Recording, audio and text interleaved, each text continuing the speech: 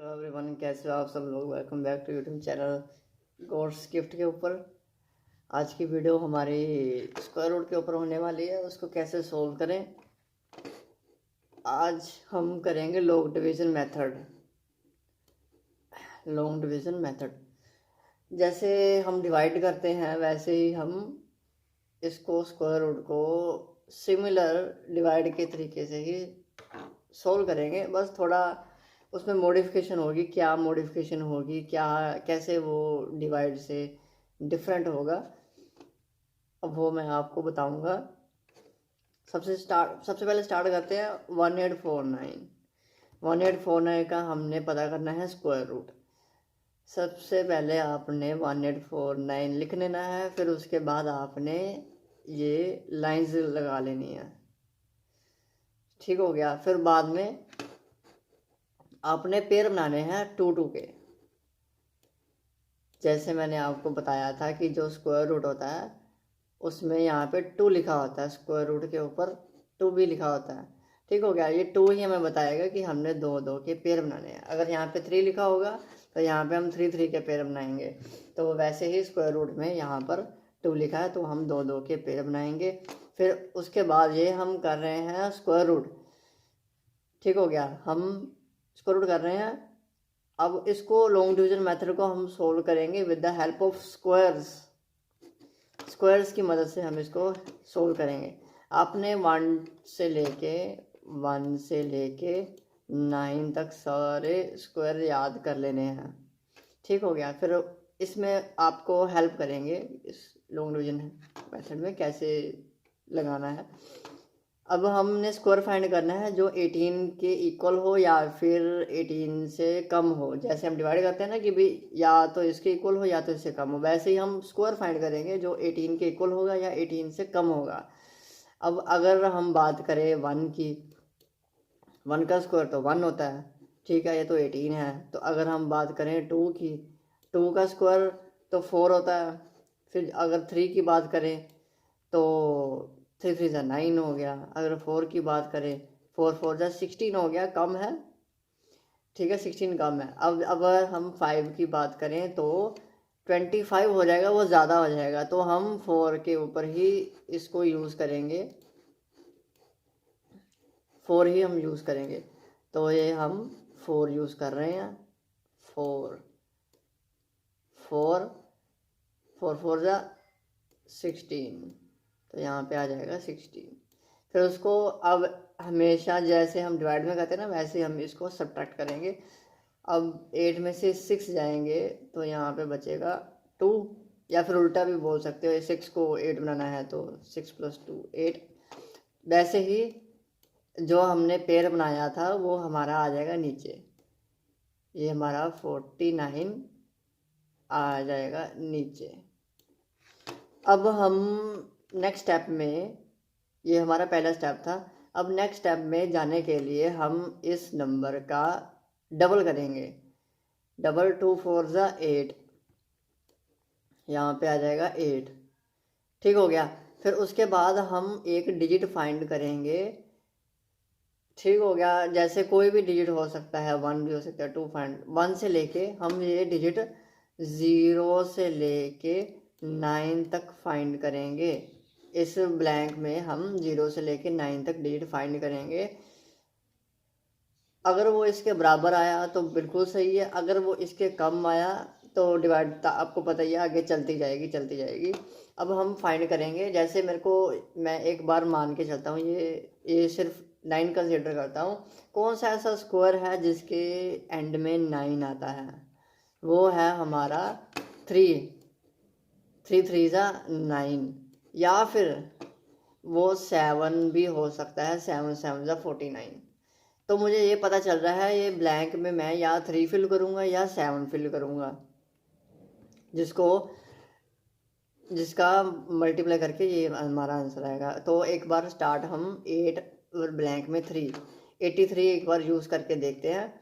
जैसे हम 83 हम यूज़ करके देखते हैं। 3 को 3 से मल्टीप्लाई, 3 3 ज़ा 9, 3 8 ज़ा 24, 2 4 9। ये हमारा पहली बार ही 249 आ गया, तो हमको पता चल गया ये हमारा ब्लैंक यहाँ पे 3 फिल होएगा। जो ब्लैंक है उसको भी यहाँ पे फिल करना है 43। अब यहाँ पे 249 हम लिखेंगे, 249 माइनस करेंगे तो ये ख़त्म हो जाएगा। तो हमारी डिवाइड, जो हमारी लॉन्ग डिवीज़न थी वो भी ख़त्म हो गई है और हमारा आंसर आ गया है 43। तो हमारा 1849 का स्क्वायर रूट क्या आएगा, 43। काफ़ी इजी मेथड है। और इसके सिमिलरली हम दूसरी एग्जांपल भी करते हैं। अब जैसे में हम मान के चलते हैं कि 3137 आ गया, तो इसका हम परफेक्ट स्क्वायर रूट कैसे फाइंड करें। जो ये हमारा लॉन्ग डिवीज़न मेथड है, ये किसी भी नंबर का स्क्वायर रूट फाइंड करने में सक्षम है। ठीक है, किसी भी नंबर का ये स्क्वायर रूट फाइंड कर सकता है। तो ज़रूरी नहीं है कि वो परफेक्ट स्क्वायर ही हो उसको ही सोल्व कर सकते हैं। ये तो परफेक्ट स्क्वायर निकल गया 43, पर अगर ये मान के चलते हैं ये परफेक्ट स्क्वायर ना हो तो लॉन्ग डिवीज़न मेथड कैसे करना है। हमेशा थोड़ा मैं एडजस्ट कर लूँ इसको। हाँ, अब हम हमेशा की तरह 2 का पेयर बनाएंगे, क्योंकि आपको पता है स्क्वायर रूट में यहाँ पे 2 लिखा होता है। ठीक है, इसलिए हम 2 का पेयर बनाते हैं। फिर उसके बाद हम स्टार्टिंग यहाँ से करेंगे 31 से। अब कौन सा ऐसा नंबर है जिसका स्क्वायर 31 के इक्वल है या फिर 31 से कम होगा, तो वो 5 का 25 हो जाएगा। ठीक हो गया, 6 का 36 हो जाएगा। वो 36 ये ज़्यादा आ गया, तो हमारा अब हम उससे कम ही करेंगे 5। तो यहाँ पे आ जाएगा 5, 5 जा 25। अब यहाँ पे अब हम जैसे लॉन्ग डिवीज़न, ये स्क्वायर रूट वाली डिवीज़न है, मैं सब्ट्रैक्ट करेंगे। 5 को 1 बनाना है, ये हमारा आ जाएगा 6। तो ये 1 एक्स्ट्रा आ जाएगा कि 11 बनाया है मैंने, 5 को 11, तो 1 एक्स्ट्रा, तो 3 से 3 कम हो गया, वो 0। अब हम इसको 37 को नीचे लिख लेते हैं। अब याद रखना, ये स्टेप भूल जाते हैं बच्चे कि यहाँ पर डबल लिखना है। 5 का डबल 10। ठीक हो गया, 5 का डबल 10। अब देखो, अब हमने फिर एक डिजिट फाइंड करना है। जैसे हम पिछले मेथड में कर रहे थे ना कि हमने डिजिट फाइंड किया था, वैसे ही हम यहाँ पे डिजिट फाइंड करेंगे। तो ये भी कौन सा वो डिजिट होगा जो 637 के इक्वल होगा या फिर 637 से कम होगा। अब देखो, अब मैं देखो ट्राई करता हूँ, यहाँ पे ब्लैंक में 5 फिल करके देखता हूँ, 105। अब देखो यहाँ पे 105, इसी को ही मल्टीप्लाई करना है 5 से। जो ब्लैंक में फिल कर रहे हैं ना, उसी को ही मल्टीप्लाई करना है पूरे से। 5 5 जा 25, 5 1 जा 5। अब ये आ गया 5 2 5। अब ये हमारे पास था 637, 5 2 5 तो कम है। एक बार ट्राई करके देखते हैं एक नंबर ज़्यादा से कि भी वो आ जाए। अब देखो, अब 5 पर हमने तो ट्राई कर लिया। अब हम करते हैं 106 के ऊपर। अब इसी जो ब्लैंक में फिल करना है उसी से ही उसको मल्टीप्लाई करना है। 6 6 जा 36, 6 1 जा 6, 636 हमारा 636 आ गया। और ये भी 637, ये हमारा एक नंबर कम आ गया, सिर्फ एक डिजिट कम आ गया। और जो ये है हमारा, ये एक डिजिट ज़्यादा है। अगर मैं 7 पे करूँगा तो ये ज़्यादा आ जाएगा ना, 107 मल्टीप्लाई 7, तो ये उससे ज़्यादा, क्योंकि ये एक नंबर ही कम है। तो मैं इसको यूज़ कर रहा हूँ, ब्लैंक में मैं फिल कर रहा हूँ 6। तो यहाँ पे 6 आ जाएगा, 6 3 6। अब वैसे ही इसको माइनस करेंगे, 6 को 7 बनाना है 1। तो फिर उसके बाद फिर यहाँ पे आएगा डेसिमल। डेसिमल आएगा। फिर आपको पता है कि भी डेसिमल के पीछे हम कितने भी ज़ीरोस लगा सकते हैं, वो हमारी मर्ज़ी है। सिमिलरली हमने उनका भी 2 का पेयर बनाना है। सिमिलरली अब मैंने इसको सोल्व कर दिया, अब यहाँ पे 1 आएगा और वैसे ही ये पेयर नीचे आ जाएगा, तो ये बन जाएगा 100,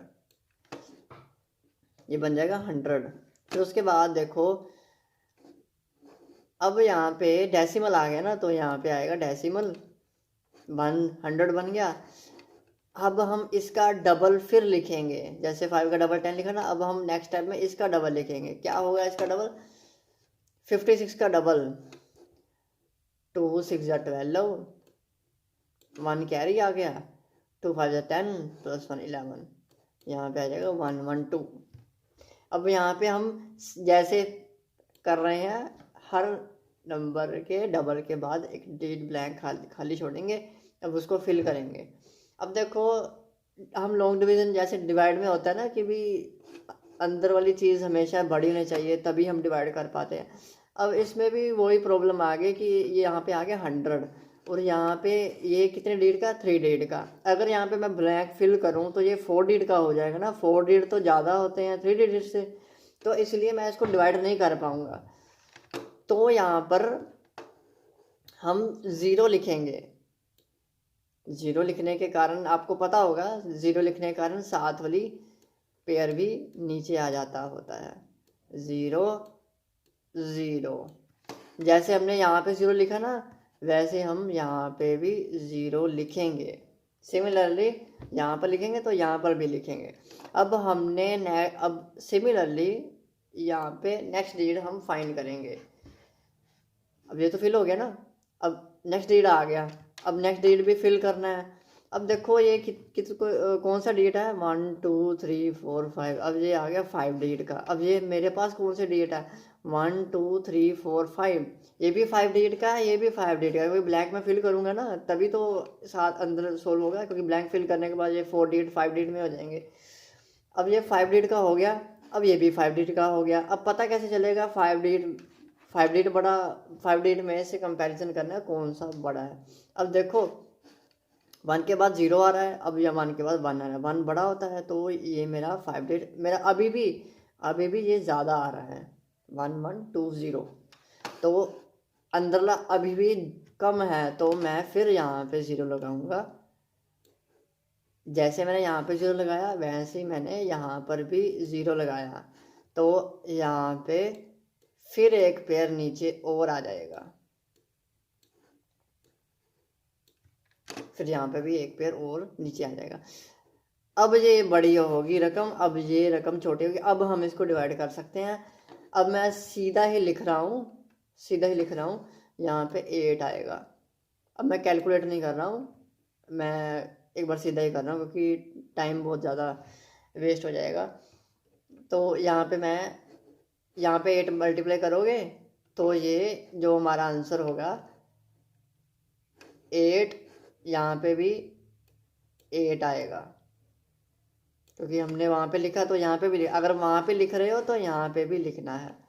ठीक हो गया। 8 8 ज़ा 64, फिर 8 0 ज़ा 0, फिर 2 8 ज़ा 16, 1 आ गया कैरी, 8 1 ज़ा 8 प्लस 1 9 और 8 1 ज़ा 8, 8 9 6 0 6 4। अब ये हमारा कम आएगा, अगर आप 9 पे करोगे तो 9 पे ये ज़्यादा आ जाएगा, तो इसको आप माइनस कर लेना, जो भी बचेगा आपका। अगर आंसर 3 डिजिट डेसिमल के बाद 3 डिजिट आप फाइंड कर लेते हो तो इतना इनफ है। अगर आप 2 डिजिट भी फाइंड कर लेते हो डेसिमल के बाद, वो भी इनफ है। ये तो 3 तो मोर देन इनफ हो गया, तो ये हमारा आंसर हो गया 56.008। तो ये हमारा आंसर हो गया इसका। ये परफेक्ट स्क्वायर नहीं था तो हमने इसका परफेक्ट स्क्वायर रूट निकाल दिया। तो सिमिलरली अब हम क्वेश्चन करते हैं ये वाला।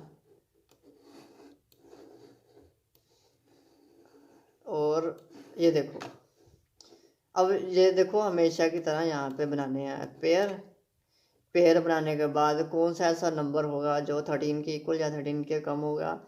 4 4 जा 16, 16 ज़्यादा होता है 13 से, तो हम एक नंबर कम कर देते हैं। 3 3 जा 3 3 जा 9।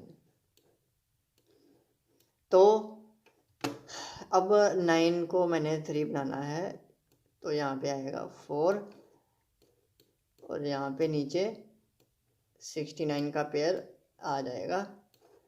-3 का हम डबल लिखेंगे, 2 3 जा 6।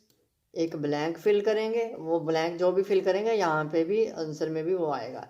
अब यहाँ पे आ रहा है 9, ठीक हो गया। अब मैं एस्टीमेट लगा रहा हूँ कि 9 है, तो 3 3 जा 9 होता है या 7 7 जा 49 होता है।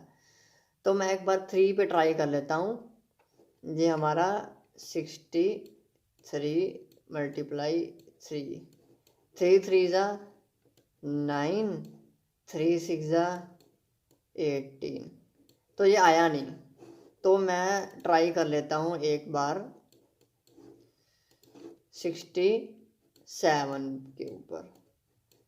7 7 जा 49, 6 7 जा 42, 42 + 4 46। ये तो आ गया 46 9, तो इसलिए मैं इसको 7 लिख देता हूँ। तो ये हमारा 46 9 ये हमारा ख़त्म हो जाएगा। तो ये हमारा 37 आंसर आ जाएगा। अब सिमिलरली अगर हम ये क्वेश्चन करते हैं 5184 5184, अब कौन सा ऐसा नंबर है जो 51 से कम है।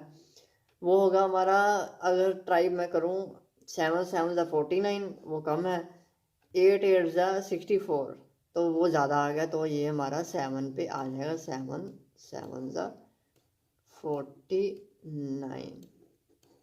तो 9 को 1 बनाना है 2, तो ये पेयर आ जाएगा नीचे, ये आ जाएगा 84। फिर हमें डबल लिखना है 7 का, 2 7 जा 14। हमेशा की तरह एक ब्लैंक फिल करना है। अब देखो ये सीधा 2 पे ही आ जाएगा।